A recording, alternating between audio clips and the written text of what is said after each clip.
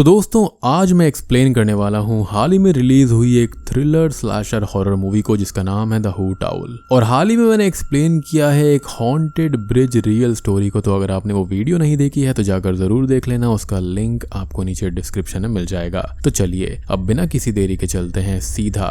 Video की तरफ। Movie की स्टार्टिंग में हम देखते हैं एक कपल को जो कि कहीं पर जा रहे थे और बहुत ही ज्यादा परेशान थे क्योंकि वाइफ प्रेग्नेंट थी और काफी पेन में थी। उन लोगों को आगे रास्ता बंद मिलता है और वो लोग वुड से होकर निकलने लगते हैं कि तभी कोई आदमी उनका पीछा करने लगता है और हस्बैंड अपनी वाइफ को आगे भेजकर उस आदमी को रोकने जाता है, लेकिन वो आदमी उसे जान से मार देता है। वाइफ वहीं पेड़ के पीछे छुप जाती है जिसे वो आदमी ढूंढने लगता है और सीन यहीं पर शिफ्ट हो जाता है। अब हम देखते हैं आगे स्कॉट और उसकी गर्लफ्रेंड अप्रैल को जो कि वीकेंड के लिए कहीं पर जा रहे थे और उनके साथ में थे ड्रू स्कॉट का फ्रेंड और सूजी अप्रैल की सिस्टर, और ये दोनों भी एक कपल हैं। वो लोग अब वुड्स के बीच में घर पर पहुंचते हैं और इस जमीन को स्कॉट ने खरीद लिया था और ये घर यहाँ पहले से बना हुआ था तो वो भी उसको साथ में मिल गया। इस घर के प्रीवियस ओनर्स गिबन्स फैमिली थी जिसके बारे में हमको आगे पता चलेगा। ये घर सबको बहुत पसंद आता है और सब लोग आसपास भी घूमकर सब जगह देखने लगते हैं। अब ड्रू वुड्स में थोड़ी आगे घूमने निकल जाता है जहाँ पर उसे कुछ आवाजें आती हैं जिन्हें वो चेक करने लगता है, लेकिन सूजी उसे वापस घर पर ले जाती है। वो सब लोग अब घर को देखने लगते हैं और उनको गिबन्स फैमिली की एक फोटो मिलती है जिसमें पेरेंट्स और उनके दो बच्चे यानी कि एक बेटा और एक बेटी थे। वो लोग बाकी घर को एक्सप्लोर करते हैं और इस घर में बहुत सा काम होना था, यानी कि यहाँ पर काफी प्रॉब्लम्स थी जिसको वो लोग नोट करते जाते हैं। अब वो लोग एक रूम में पहुंचते हैं जो कि बच्चों का रूम था और यहाँ पर अप्रैल को कुछ अजीब सा फील होता है। अब अगले रूम में जाने पर अप्रैल को एक पेंडेंट मिलता है जिसे वो अपने पास रख लेती है और हम घर के बाहर से किसी को उन पर नजर रखता हुआ देख पाते हैं। स्कॉट और ड्रू घर से बाहर आग जलाने के लिए लकड़ियां लेने जाते हैं और सूजी अप्रैल के साथ घर पर रुककर बातें करने लगती है। वो दोनों ये बात करती है कि सूजी ने अप्रैल से मिलना ही बंद कर दिया था और वो एक टाइम के लिए अकेली हो गई थी, जिस पर सूजी उससे कहती है कि फिलहाल तो वो साथ हैं। अब बाहर स्कॉट और ड्रू बात करते हैं जहां पर स्कॉट बताता है कि अप्रैल का लास्ट जनवरी मिसकैरेज हो गया था और वो अपने फुल टर्म में थी, जिससे उसे बहुत ही ज्यादा हर्ट हुआ और वो दुख में डूबती जा रही थी। इसलिए उसे उस दुख से बाहर निकालने के लिए स्कॉट ने ये जगह ले ली और ये घर खरीदा ताकि वो लोग उस चीज से बाहर निकल पाएं। ड्रू ये बोलता है कि इस हार्ड टाइम में वो उन दोनों के साथ है और इस घर की रिपेयरिंग के लिए वो अपने कुछ दोस्तों को बुला लेगा जो कि यहाँ पर सब कुछ ठीक कर जाएंगे जिससे कि वो लोग अच्छे से रह पाएंगे। वो दोनों अब घर के अंदर जाते हैं और सब लोग मिलकर ड्रिंक्स और स्मोकिंग करने लगते हैं और हंसी मजाक करते हैं। कुछ ही देर के बाद में ड्रू और सूजी दूसरे रूम में चले जाते हैं और इधर स्कॉट और अप्रैल इंटीमेट होने लगते हैं और दूसरे रूम में ड्रू और सूजी भी इंटीमेट हो रहे थे। लेकिन अजीब बात ये थी कि उन लोगों पर कोई बाहर से नजर रख रहा था जो कि बिल्कुल घर के पास से ही उनको देख रहा होता है। अब अगले सीन में स्कॉट अप्रैल से बात करता है जहां पर वो उससे ये पूछता है कि फिलहाल वो कैसी है, जिस पर वो ये कहती है कि अब वो ठीक है और उसने खुद को काफी वक्त तक दुख में रख लिया है, लेकिन अब वो अपने दुख से बाहर आएगी और उसे ये घर बहुत अच्छा लग रहा है और वो फील कर पा रही है कि इधर उसके दुख खत्म हो जाएंगे। और इस लाइन को अब ध्यान रखना क्योंकि एंड में इसका काफी सिग्निफिकेंस है। अब रात को सब लोग सो रहे होते हैं कि तभी रूम के अंदर कोई आता है और अप्रैल ने जो पेंडेंट उठाया था वो उसे लेकर चला जाता है और तभी हम एक फ्लैशबैक देखते हैं जिसके अंदर मिसेस गिबन्स की डेड बॉडी पड़ी हुई थी और ये पेंडेंट उनका था जिसे कोई ले लेता है। अब अगली सुबह अप्रैल को एक बुरा सपना आता है जहां पर वो अपनी प्रेगनेंसी के टाइम पर खुद ही अपना पेट फाड़कर अपने बच्चे को मार देती है और डर कर उसकी नींद खुल जाती है।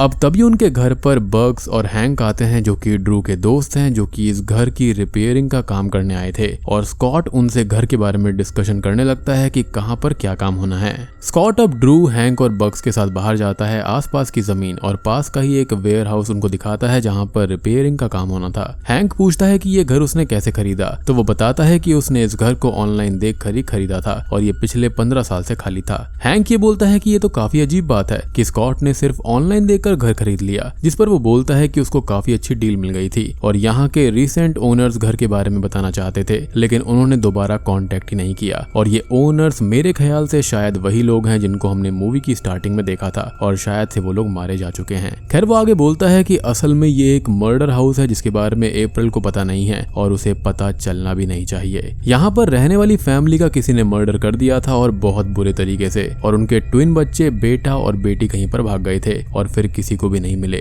बग्स ये सुनकर बोलता है कि जब से वो यहाँ पर आया है उसको कोई स्ट्रेंज एनर्जी फील हो रही है, उसको ऐसा लगता है जैसे कि उस पर कोई नजर रख रहा हो, जिस पर सभी लोग ये बोलते हैं कि ये घर बिल्कुल नॉर्मल है और उसको खाली वहम हुआ होगा। अब दूसरी तरफ घर पर सूजी सूजी और अप्रैल थोड़ा बहुत स्मोक करके मस्ती करने लगती हैं, काफी बात करती हैं और थोड़ी देर के बाद में उनको क्लोजेट से गिबन्स फैमिली के कपड़े मिल जाते हैं जिन्हें वो पहनकर मस्ती करने लगती हैं। अब कुछ ही देर के बाद में अप्रैल को अपने बच्चे की याद आती है और वो इमोशनल होकर सूजी को बताती है जो उसने फेस किया था, और वहां पर सूजी इमोशनल होकर उसको ये बोलती है कि सब कुछ ठीक हो जाएगा और अब वो एक अच्छी बहन की तरह उसका ख्याल रखेगी, उसके पास में रहेगी। शायद से इनके बीच में कोई लड़ाई या फिर मतभेद वगैरह रहा होगा जिस वजह से वो उसके साथ नहीं थी। खैर इधर बग्स पास में ही एक पॉन्ड को देखता है और ड्रू के साथ वहां पर फिशिंग करने की बात करता है। सभी लोग वापस घर आकर डिनर करते हैं और हैंक स्कॉट के साथ घर का काम करने लगता है और बग्स ड्रू के साथ फिशिंग के लिए चला जाता है। अब फिशिंग करते हुए वो दोनों हंसी मजाक करने लगते हैं और बग्स जो होता है उसको बहुत तेज सुसु आने लगती है, तो वो जंगल में चला जाता है और तभी उसके पास एक लंबा चौड़ा आदमी आता है जिसने एक एनिमल के स्कल को मास्क की तरह लगाया हुआ था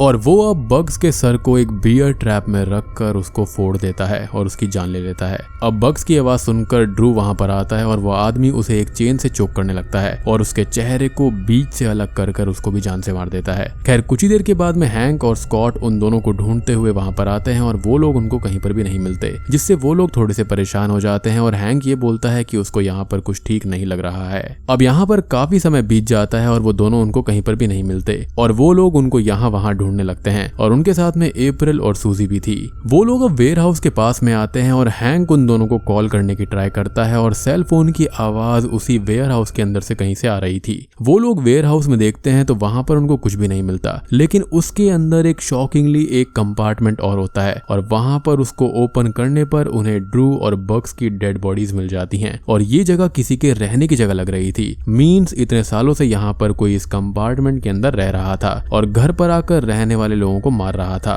और जिसने ड्रू और बग्स को मारा है वही इन सबको छुपकर भी देख रहा था। अब आप यहाँ पर ये सोचोगे कि ये किलर आखिर है कौन, तो ये किलर कोई और नहीं बल्कि गिबन्स फैमिली का ही बेटा है। जी हाँ, और इसी ने अपने पेरेंट्स को जान से मार दिया था। स्कॉट अब अप्रैल और सूजी को घर जाने का बोलता है और अब वो उस किलर को रोकने की कोशिश करने लगता है। इधर घर पर अप्रैल और सूजी छुप जाती हैं और तभी वहां पर एक लेडी आती है जो कि किसी जानवर की तरह लग रही थी और एक कैनिबल थी और वो उन पर अटैक कर देती है। और दोस्तों ये लेडी कोई और नहीं है बल्कि गिबन्स फैमिली की ही बेटी है और इन दोनों ट्विन भाई बहन ने ही अपने पेरेंट्स को जान से मार दिया था क्योंकि इन दोनों के बीच में गलत रिलेशंस बन गए थे जिनका विरोध इनके पेरेंट्स ने किया और इन दोनों ने उनको मार दिया और तब से ही ये लोग यहीं पर छुप कर रह रहे हैं और यहाँ पर आने वाले लोगों को जान से मार कर खाते रहते हैं। यानी कि ये दोनों ही कैनिबल्स थे, यानी कि इनके बीच के जो रिश्ते थे इसको इंसेस्ट कहा जाता है। अब भाई आखिरी बार हुआ क्या था कि मैंने गलती से गॉथिक को बोल दिया था कि इस टाइप के रिलेशंस को गॉथिक कहा जाता है। अब हुआ यह था कि एक कमेंट आया था काफी टाइम पहले इस टाइप की एक मूवी के ऊपर और उस कमेंट के ऊपर ढेर सारे लाइक्स थे और लोगों ने भी हाँ हाँ वाह वाह कर रखा था, तो मुझे लगा शायद से वही होता होगा।